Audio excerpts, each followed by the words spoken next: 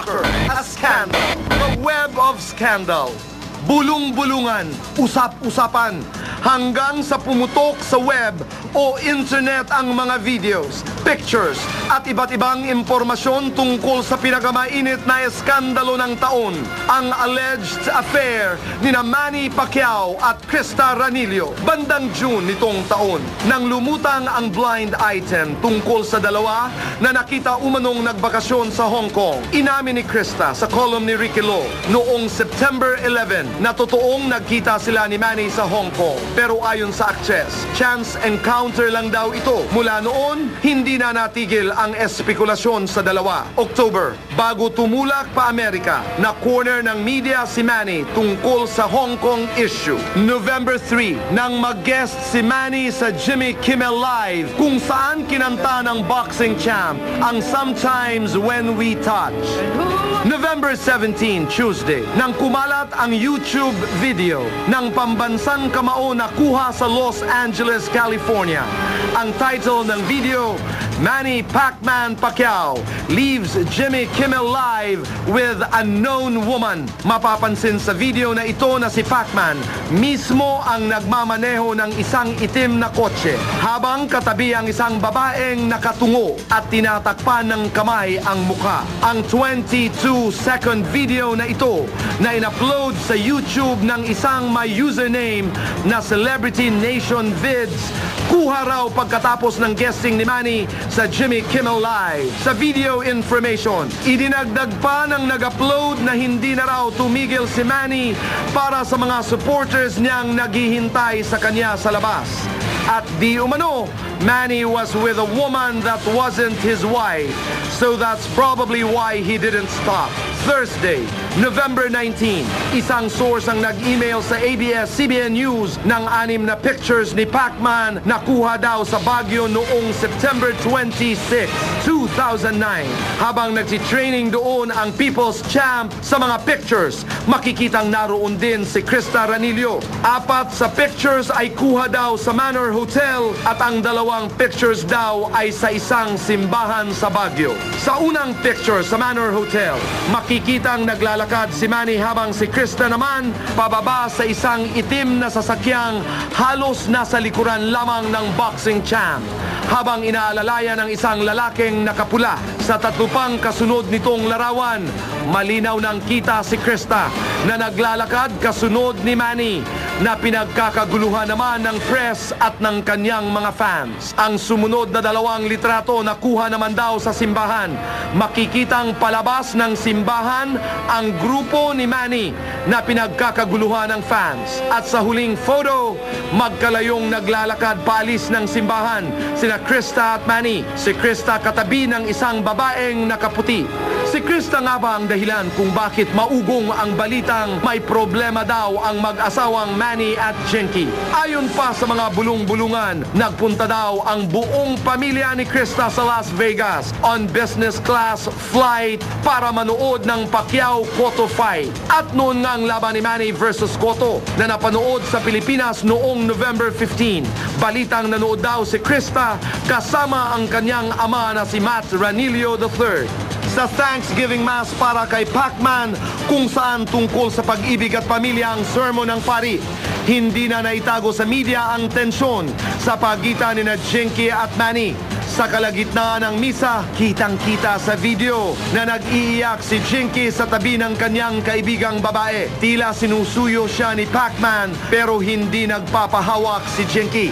Hindi rin daw nagpunta si Jinky sa victory party ni Manny pagkatapos ng Thanksgiving Mass. Sa panayam ni Dayan Castillejo kay Manny sa Las Vegas, ito ang pahayag niya tungkol sa kinasasangkutang eskandalo.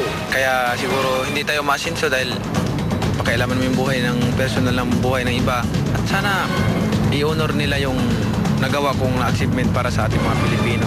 Alisin muna natin yung tinatawag natin crab mentality. Nakikiusap ako sa inyong lahat na iwasan muna natin yun para masaya tayo lahat. At dahil sa pagputok ng eskandalo, nagsalita na ang mga magulang ni Jinky tungkol sa issue. Daming galit sa kanya.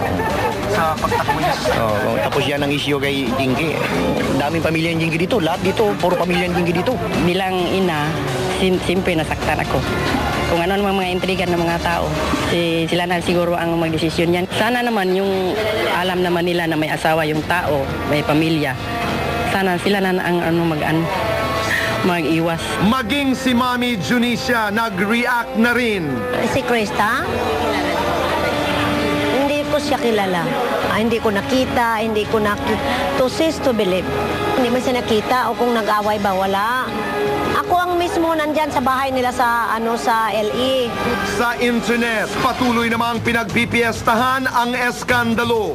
Iba't iba ang reaksyon at opinyon ng mga tao sa mga social networking sites gaya ng Facebook at Twitter. Sa Facebook, mababasa ang mga shoutout. May mga pro-Jinky at anti-Krista. Sa Twitter, ang mga tweets tungkol sa pagiging kontrobersyal at talk of the town ni Krista, Manny at Jinky. Sa iba't ibang website din, nagkaroon ng poll tungkol sa eskandalo. Sa PEP o Philippine Entertainment Portal, ang poll, kanino ka kakampi? Team Manny, Team Jinky o Team Krista? Ang resulta as of 3:30 a.m. kanina, Team Manny 6.92%, Team Krista 11.25% at Team Jinky 81.83%. Noong Huwebes, lumabas ang article ni Ricky Lo sa Philippine Star na may title na Does Krista Really Drive Pac-Man Crazy? Ayon kay Ricky Lo, patuloy ang kontrobersiya tungkol kina Manny at Krista dahil sa public visibility nila together. Tulad ng pagsama daw ni Krista nang mag-distribute si Manny ng relief goods sa Ondoy victims. Ayon pa sa article, may mga balitang nagkita rin daw sina Jinky at Krista sa Chanel shop sa Las Vegas. At ayon daw sa isang eyewitness, sparks nearly flew nang magparinigan ang dalawang kampo. Idinagdag pa ni Ricky Lo, isa raw sa sidebars ng kwentong ito ang balitang pagtakbo ni Matt Ranillo sa congressional seat sa 2010. Di umano, kailangan daw ni Matt ang suporta ni Pacman. Thursday din, isang article pa ang lumabas sa Philippine Daily Inquirer na may headline na Cast as Other Woman, Krista is Suffering. Ayon daw sa manager ni Krista na si Arnold Vegafria, Krista is suffering anxiety attacks. Itinanggi rin niya na may relasyon sina Manny at Krista. Samantala sa patuloy na paglala ng eskandalo, kahapon, isang text message naman ang ipinadala ni Matt Ranillo. Dear Kuya Boy, our sincere thanks for your love and being impartial about Krista's issues sa The Buzz. We've been accused and abused, but we've forgiven those who has wronged us, even though they know the truth and still fabricate lies. The family is deeply hurt with this insanity. People are amused with negativism than national honor, cultivate hate than love. Thanks, peace, and good health to you. Sinubukan ng The Buzz na hingi ng panig ni Krista Ranillo, pero ayon sa kanyang manager na si Arnold Vegafria, hindi daw niya makontact ang sexy star. Biyernes, sabay na dumating sa bansang mag-asawang Jinky at Manny Pacquiao.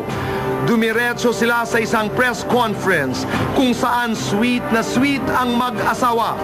Kung titingnan, parang walang bahid ng di pagkakaintindihan at problema ang dalawa.